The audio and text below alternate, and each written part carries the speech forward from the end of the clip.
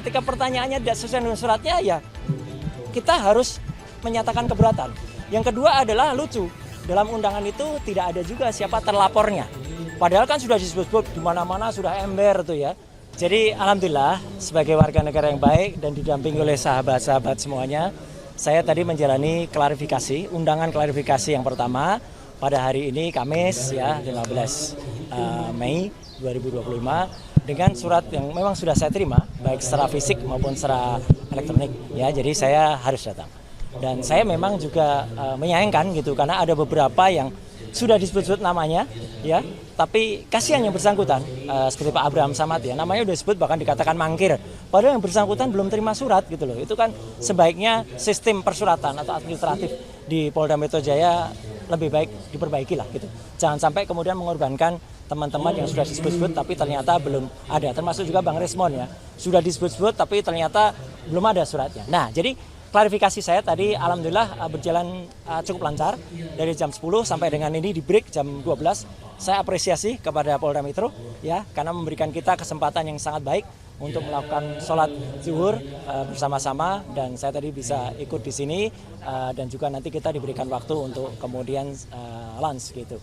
Nah, saya sendiri tadi ya sudah sampai pertanyaan ke-24 ya gitu dan sudah sampai ke pertanyaan-pertanyaan yang lebih banyak soal identitas tadi gitu. Karena ketika ditanyakan yang lain, saya strict dengan Polda Metro ya. Polda Metro memberikan saya surat undangan untuk peristiwa tanggal 26 Maret tahun 2025 ya.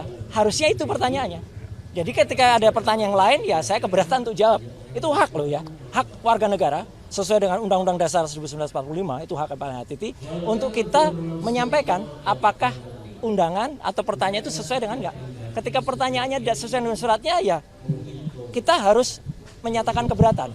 Yang kedua adalah lucu, dalam undangan itu tidak ada juga siapa terlapornya. Padahal kan sudah disebut-sebut di mana-mana sudah ember tuh ya. Lawyernya mengatakan terlapornya adalah ini. Tapi dalam surat itu nggak ada. Jadi kalau dalam surat itu nggak ada ya kita nggak wajib gitu melakukan klarifikasi. Pelapornya ada Joko Widodo ya. Pasal-pasalnya banyak banget gitu ditulis. Tapi terlapornya nggak ada. Nah, terlapor ini penting ya teman-teman. Jangan asal mau kemudian diambil keterangan kalau ternyata terlapornya itu saudara kita sampai dengan 3 tahap. Kita nggak wajib memberikan karena bisa jadi kita nanti nggak diakui keterangan kita karena itu saudara. Apalagi yang terlapor itu misalnya kita sendiri ya. Jadi kita nggak usah ngasih jawaban karena kita berhak untuk diam, berhak untuk tidak memberikan keterangan kalau memang itu tidak tertulis. Jadi terlapornya tidak ada. Ini penting banget ya, terlapornya ada. Yang kedua adalah locus delicti dan tempus delicti 26 Maret itu saya berpegang ke situ. Jadi kalau bukan itu yang ditanyakan, saya keberatan untuk jawab. Kemudian satu lagi adalah barang buktinya. Itu disebut Undang-Undang Informasi Elektronik bla bla bla bla. Mohon maaf sekali lagi, saya ikut merumuskan Undang-Undang Informasi dan Transaksi Elektronik. Jangan sembarangan menggunakan pasal itu untuk mempidanakan orang. Ya, Undang-Undang Informasi Transaksi Elektronik dibuat dengan niat baik agar Indonesia itu terlepas dari dikucilkan ke dunia internasional karena kita tidak memiliki undang-undang dalam bidang e-commerce. Jadi pasal-pasal itu adalah misalnya untuk 32 dan 35. Itu misalnya untuk seseorang ngirim bukti transfer kepada teman. Tapi bukti transfer direkayasa, diutak-utik. 1 juta dijadikan 10 juta. Nah, itu yang dipidana. Ada orang misalnya ya posting ini ijazah asli gitu ya. Tapi ternyata yang punya ijazah nggak mengakui kalau itu asli. Ya, kader partai itu. Ya, dia yang harusnya bisa kena itu. Dia bisa kena 8 tahun atau 12 tahun. Sedangkan Dr. Resmon, Dr. Tifa, saya tidak melakukan apapun terhadap barang elektronik. Dan yang penting apa? Barang elektroniknya nggak ada. Jadi dokumennya saya tadi tanya, mana dokumen yang dilaporkan? Nggak ada, Pak. Loh, kalau nggak ada ya gimana penyidik? Gitu loh. Kenapa nggak ada dokumen elektronik? Ini Undang-Undang Informasi dan Transaksi Elektronik. Pasal 5 ayat 1-nya harus ada dokumen elektronik. Jadi kalau dokumen elektroniknya nggak ada, sama saja dengan kita tiba-tiba Bang Rustam ini tiba-tiba dituduh melakukan maaf ya pembunuhan. Tapi mayatnya nggak ada. Gimana bisa dituduh beliau melakukan pembunuhan? Bahkan kalaupun ada mayatnya diperiksa dulu, diforensik dulu. Benarkah mayat itu terbunuh atau dibunuh? Kalau Bang Rusman tiba-tiba ngaku aja oh iya saya mau, ya kasihan beliau dong. Jadi saya ngajak teman-teman untuk lebih berpikir ya, termasuk juga penyidik ya. Jangan Anda mau ya diminta untuk mencantumkan pasal-pasal yang bukan peruntukannya gitu loh. Jadi 3 itu yang kemudian saya pertanyakan, ya diselundupkan pasal itu. Jadi sekali lagi teman-teman, saya tetap mengapresiasi Polda Metro dan saya cepat ya jam 10 tadi itu sudah 24 pertanyaan. Ya, kalau rata-rata pada sampai 40-70 ya insya Allah nggak sampai sore ya atau nggak sampai malam lah. Mungkin sore nggak apa-apa lah kami ngobrol-ngobrol sambil ngasih kuliah kan nggak apa-apa. Gitu. Jadi kita ngasih kuliah tentang undang-undang ITE tadi di dalam itu. Ini naskah akademiknya gini. Ini harusnya pasal ini digunakan. Oh siap bang. Itu.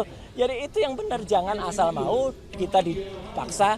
Orang itu harus tahu hukum, tapi jangan sampai orang itu kemudian dipaksa untuk menjalankan hukum yang tidak pada semestinya. Itu saya kira. Pak Roy, ini kan tadi kan juga disebutkan di tanggal 26. Sebenarnya apa sih yang terjadi? Karena kan sebelumnya kemarin Pak Michael juga sempat ditanyakan tanggal 26 itu apa sebenarnya yang terjadi, Pak? Saya tidak berhak menjawab tanggal 26 itu apa. Nanti saya dikira ST.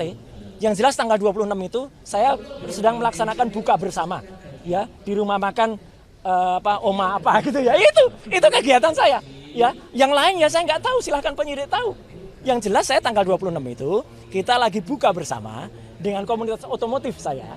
Itu di rumah makan di daerah Kemang. Silahkan diperiksa di situ. Kalau ada CCTV saya cek di situ. Tapi perkara apa yang terjadi, silahkan ditanyakan ke yang lain yang tahu.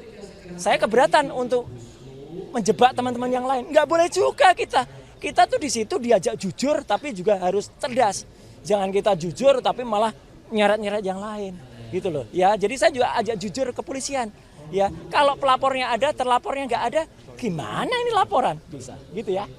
Oke, saya kira itu ya, Mas. Terus ini Pak, untuk kasus dari 26 Maret kerap disebut Saya belum sampai pertanyaan itu. Jadi nggak ada. 26 Maret tidak ada dia, Ya sudah. tidak ada Dokter Tifa, tidak ada Dokter Syanipar. Ya. Tanggal 26 Maret. Ya udah. Itu jelas. Itu jelas ya. Jadi saya buka bersama tanggal 26 Maret ya. Oke, makasih.